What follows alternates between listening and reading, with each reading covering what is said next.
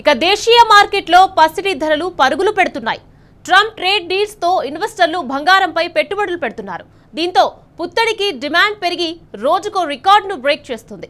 మంగళవారం 24 క్యారెట్ల 10 గ్రాముల బంగారం ధర 1,02,500 రూపాయలుండగా బుధవారం నాటికి 1,200 పెరిగి 1,03,700కు చేరింది. 22 క్యారెట్ల గోల్డ్ రేట్ 94,000 రూపాయలు పలుకుతోంది.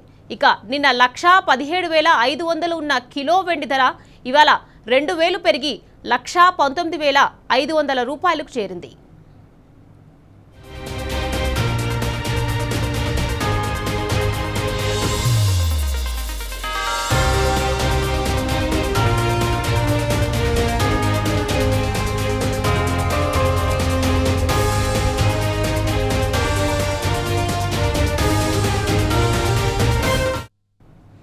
దేశీయ మార్కెట్లో పసిడి ధరలు పరుగులు పెడుతున్నాయి.